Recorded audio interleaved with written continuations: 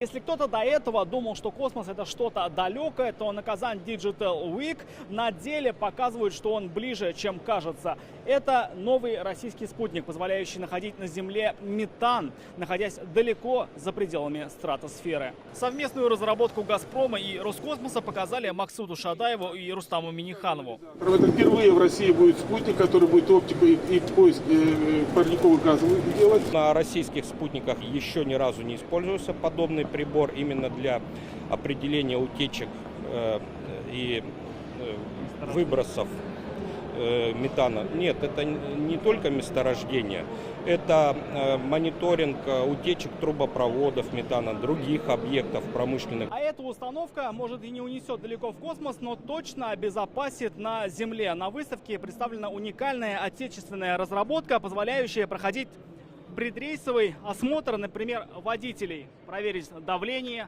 свежесть дыхания и другие процедуры, которые обычно требуют присутствия врача и занимает несколько минут, делает примерно в 3 раза быстрее одна вот эта машина. Данное оборудование, оно позволяет данные осмотры провести.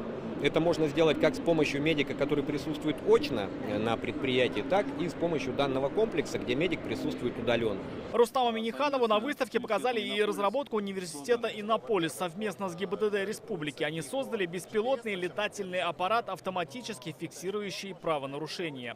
Он питается от базовой станции. Базовая станция может питаться, например, от генератора. Соответственно, то есть он висит. Да. На службе у инспекторов уже стоит и программный комплекс «Кибершериф», созданный на базе электромобиля «Москвич». 360 градусов он фиксирует все автомобили и пропускает через базу МВД России. Сейчас мы с вами то, что разговариваем, он снимает, записывает. Во-первых, это удобно и для инспекторов, которые при общении с водителями полностью ведется и видеозапись, и аудиозапись. Ученые из Санкт-Петербурга привезли набор для создания умного города. С его помощью дети могут собирать свои собственные изобретения. Это необходимо для того, чтобы дети развивали свои компетенции в области интернета вещей, изучали программирование, а также межпредметные связи между агропромышленным комплексом и информационными технологиями.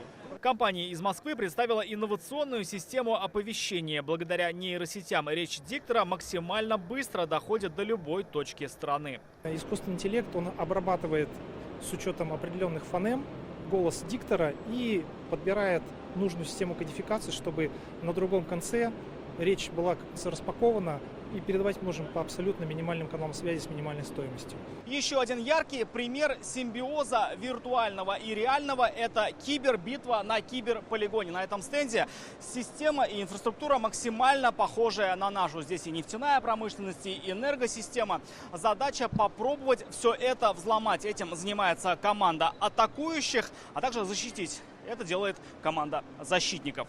Ребята, те, которые сейчас из Межвузского центра участвуют, студенты, получают бесценный опыт, потому что этот опыт им пригодится в дальнейшем в работе в компаниях и предприятиях. А здесь о силе искусственного интеллекта говорят уже в разрезе муниципального управления. За одним круглым столом мэры крупных городов России и мира, те, кто делают свои города по-настоящему умными. Искусственный интеллект – это не угроза, а инструмент, который может значительно улучшить работу муниципалитетов и повысить качество жизни наших горожан. На выставке представлены сотни цифровых разработок. Участникам форума только предстоит все изучить. Рамиль Шайдуллин, Рамзиль Гарипов, Александр Саитова, ТНВ, Казань.